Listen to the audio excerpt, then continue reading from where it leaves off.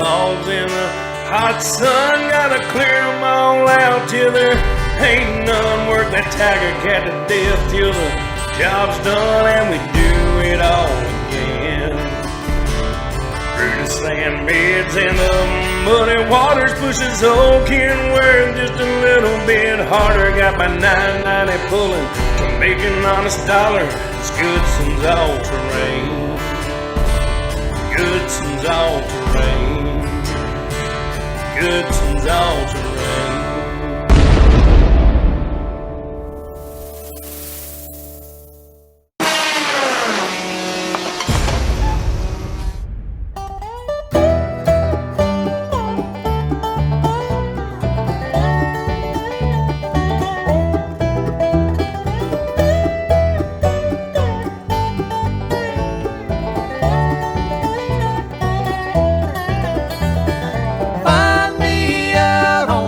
We was moving into Hallsboro. The road was in a mess through the previous logger, and then it was wet and we was working in there.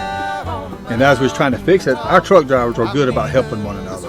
And all of them keeps a chain in their truck, so if one gets stuck, you know, and another truck comes in, they'll just pull each other out.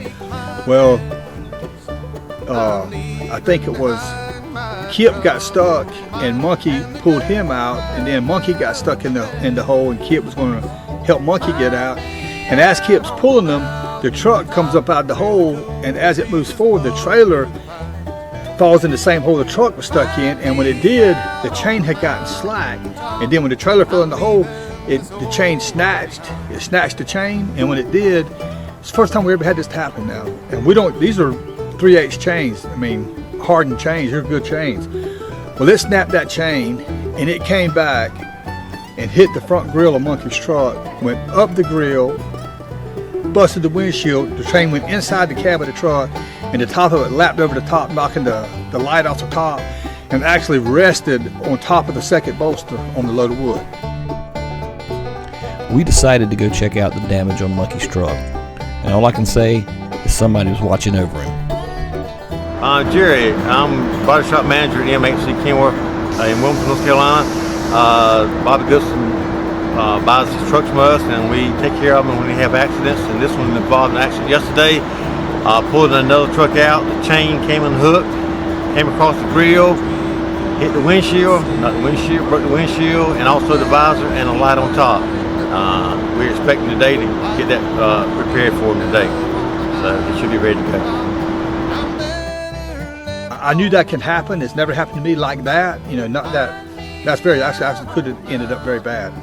That's an accident. That's something you don't really think about happening, but when it does, you can see how many times we've done that in the past and got away with it.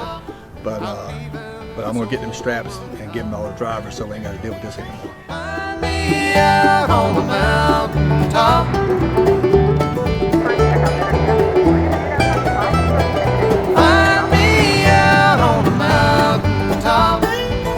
I have 3 weeks in this place. It's 7,500 acres. We will stay here for maybe a month, and we will move in another truck, pine truck, close to Wilmington. So we go cut at that place and we come back again. It's a long way for Jacksonville. We come in every day. How y'all doing? We back out here in this muddy track we own over here out of Whiteville, and we've been catching the time. You know, y'all, we've been in this water, been raining like a monsoon season for the last 3 or 4 months, and we've been catching. We can't hardly get the wood out, and we're supposed to be the swamp loggers, but things ain't looking good.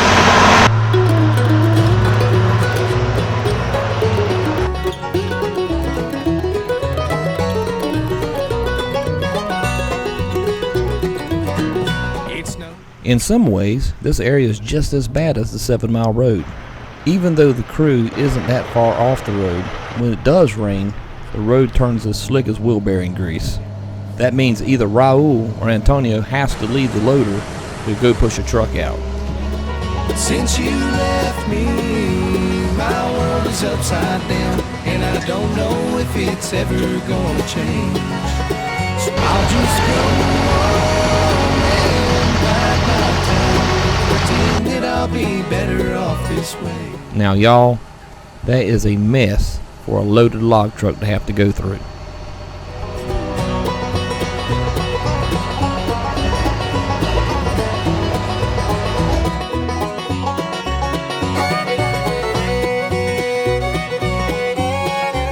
Bobby has just gotten delivery of about 50 brand new mats.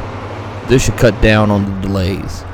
Well, it looks like the eye in the sky has seen its final days.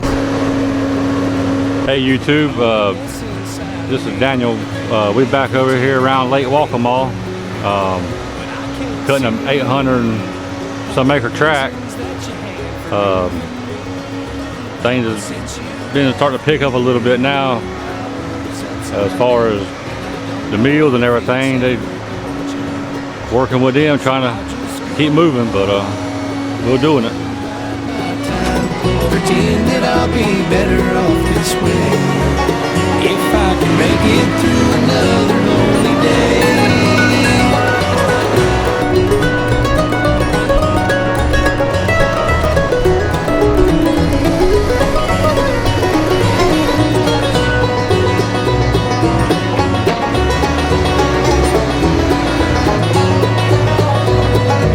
Since you left me, my world is upside down, and I don't know if it's ever gonna change. So I'll just go on and bide my time, pretend that I'll be better off this way, if I can make it through another lonely day, if I can make it through another lonely day.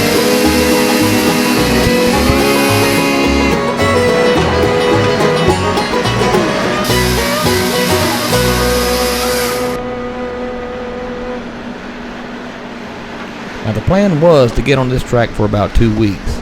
Then 2 weeks turned into 3 weeks, and so on. They were supposed to head back to Pender County on a pine track. But now that's up in the air. Out here, the guys are about 150 miles from the house. The new Pender track would put them within 40 miles. Now that's an attractive alternative with the rising fuel cost and all.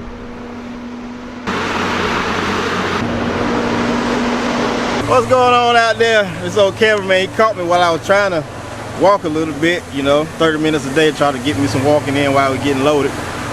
Sometimes it don't take 30 minutes, but we're out here on the same track that we've been on for about 3 weeks now, I believe. Well, probably a little more than that. We're supposed to just been here for a few weeks and leaving out of here, but apparently we got stuck here.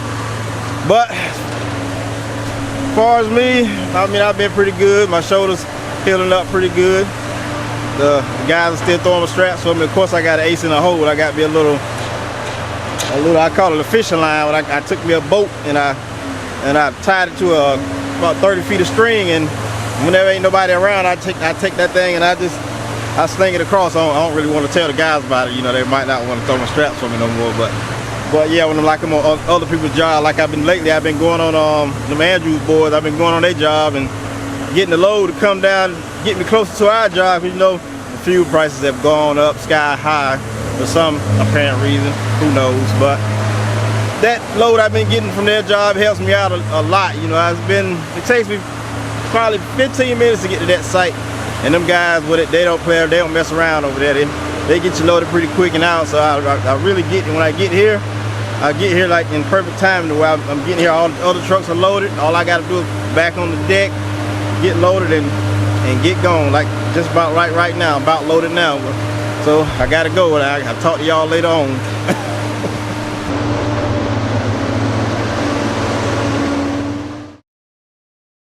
I've been logging for 35 years, and I don't know, probably 20 years ago they started this pro logger classes. It's a class that all the loggers have to go through for the mills, so their wood can be certified. In other words, they want to ensure that the logging crews know how to log stuff properly, that you're doing things the right way. Well, we've had an issue here of late of the insurance for the big trucks has been just astronomical. It's put people out of business. It's just quadrupled in the last few years. So what we're trying to do, we had there's a program called Team Safe Trucking, and this is another class, or I guess a class that we're going through from the Carolina Loggers Association. The mills are going to start certifying the truck drivers. They're going to make sure that the truck drivers are going through special courses or whatever before they can bring wood. It's another deal they put on us to have to educate them, and we're doing it because we want to train our drivers ourselves. We loggers know what the drivers go through instead of some third party who don't really understand what they're doing trying to tell somebody how to do something. I think it's better received coming from us, the logger, boss logger, whatever, than from some mill guy. So, but this is the third class they've had in North Carolina, and Ewell and Chip Caps and Johnsy and Forestry Mutual was here, and we got small classes now because of the COVID stuff. But it's something that it's nothing we ain't never heard before. We know about it, but it's like the pro logging class. It puts the safety back at the forefront, and that's what we have to do to get our accidents down. The accidents, we put ourselves where we're at by hiring drivers that maybe aren't the safest, and they get in accidents, and we're all in the same basket. You get in an accident, you got a big claim, well, it's going to affect everybody in the industry. So we got to re-educate everybody, especially the drivers, to make them think about the safety issues. And it was a real interesting class today because it actually lets the drivers see what us the boss men are faced with when they make a little infraction on the highway and it turns into a big lawsuit. Because unfortunately, there's a lot of lawyers out there who target trucking companies. And but it was a good class. The guys received it well, I think, and I just hope they take it to heart and learn something from it. And it's just something that we're going to continue to do year after year, called continuing ed, to keep this safety stuff in the forefront. Because the bottom line is, driving a truck, working in the woods is a job. It's something that you're supposed to come home from every night, and we're going to try to keep it that way. Well, we're here at the CLA Pro Trucking Training, and our objective here is to help educate these drivers and continually educate these drivers on the safety. And the purpose of doing these programs is, first, keep them safe, and two, to help mitigate the insurance costs, ultimately, at the end of the day. So we want to keep these guys safe on the road, and there's never enough education, always reminding people being safe. It's the safety part never ever lets up. And then of course we also want to try to influence where we can help mitigate accidents to help lower insurance rates. I'm David McLean. I'm a field rep for Forestry Mutual Insurance Company. All right, and I'm Chip Caps. I'm Arcola Logging Company up in the northern part of the state, and state chair for the Carolina Loggers Association this year. I don't know whether that's a blessing or a curse. Well, this is a truck driver training program that's really in its infancy, and it's being driven by insurance carriers, being driven by the insurance industry across the United States, and the big mills, as trucking becomes more and more prominent. And that's really not going to change. Everything moves by truck, and it's going to become more so. Don't you agree, David? That's not going away. Absolutely. And whereas the public has got to be more accepting of trucks, we've got to do a better job with ourselves as truck owners and insurance companies in the training, and the drivers in integrating ourselves with the public, and that's the purpose of this whole program. Yeah, our goal is that these drivers, we're not teaching them anything revolutionary, but we're trying to get safety back on the forefront and make sure that they go home in the same condition they left in, and that the public is safe. Everybody wants to go home safely, but also everybody's out here to make a living. That's right. And if we increase the efficiency, you're going to increase safety. Listen to me now. It gets better. And then she's driving and it keeps on making the same noise, and actually she was carried it back, and it actually quit going down the road. Had to get a record to come and haul it over there. Get in there. The guy says, I hate to tell you this, your motor's bad. I said, what do you mean the motor's bad? I said, you said the counterfeit motor was stopped up. Well, that's what the computer said. I said, I tell you what, you give my $7,000 back? I said, I'll park it behind my shop and let weeds grow up. All right. This is Terrell, guys. We out here at this truck driver safety meeting, which I think is a pretty good course because a lot of the things that they're telling us is kind of like refresher for those that's been to school. And I can say if you've never been to school, then this would be good for a person, you know, that's never been to school. But I mean, it's good for you know, for all of us because, like I said, it refreshes your memory of what you've learned. It's like I'm having memories of when I went to truck driving school 18 years ago. You get that? But yeah, it's a pretty good course though. I kind of enjoy it. All right, this is Wayne, one of Justin drivers. Today we had a safety meeting on just about everything that we did, and looking at over the stuff that they were showing, it really reminded me of stuff that I could do better in, and some that I didn't know nothing about. But through it all, I got a whole lot out of it, and take it back with me and try to do better. Gary, you got anything you want to say? I think they give us a lot to think about, the patterns we do every day. You get in the same groove, do the same thing every day. They give you different options about how to do it. They give you a lot to think about. So it was worth coming today. Yeah. It was worth coming. Well, we're out here on the new block. It's about 800 acres, and it's decent wood. Trying to get everything going. We originally thought that we were going to come in here for about a week or two, maybe 3 weeks, and kind of get the deck where we wanted to and work on the road, and then go to a pine block that was closer to home, 150 acres of pine, and cut that while we kind of fixed this area. But it hadn't really worked out. The pine thing, it fell through, and now we might be cutting it again, and so it's kind of up in the air.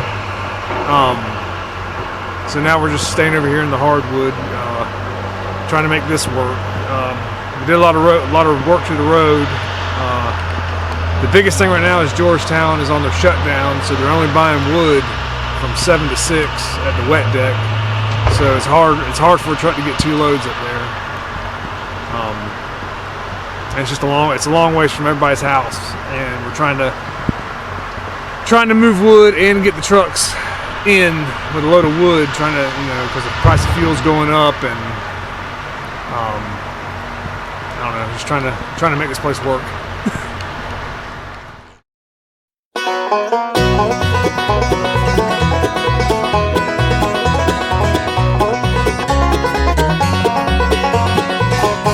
There was another logging crew in there cutting a pine track before we moved in, and it was been extremely wet, and they practically gutted the road. When I say that, that means that the trucks was hauling out of the road when it was raining, and the road was the lowest place there. All the water was piled up in the road, and we just had an awful time trying to get in there. Really didn't want to move in there, but we had to get started on it, and we went through a lot of pain trying to get the road fixed, and finally the good Lord helped us out, and it quit raining, and we finally got the road dried up where we could actually get in and out of there. You know, that went along with about 40 mats and like 15 loads of tank rock, got the truck passable. And so we're getting up to speed there. We still ain't where we need to be, but we're working at it. But we got the road situated, and we're getting the decks and stuff cut out like we need. But it's going to be a long haul. There's 800 acres with the potential of 18,000 acres. So it's a big bunch of wood there. I just hope that we can work it out and make it worth our while. But that's yet to be seen. I can see my mom and daddy sitting on the old front porch, little sister making mud pies in the rain. I can smell my mama's chicken frying just like the days before. Sure is good to see the home place once again.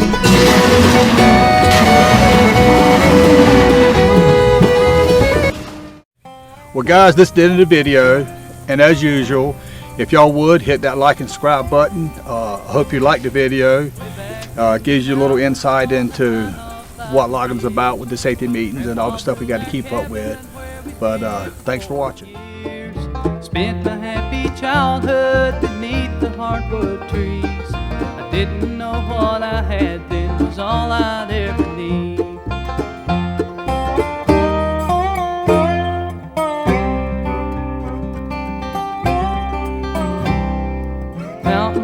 was blooming, it was early in the spring. Looking out my window on a sea of endless green. Rich men from the city came to buy our land today. It took 200 years to grow, but it's gone in 30 days. Mudslides down the mountain, there's no way to stop the flood. Hills without their timbers, like a man without his blood.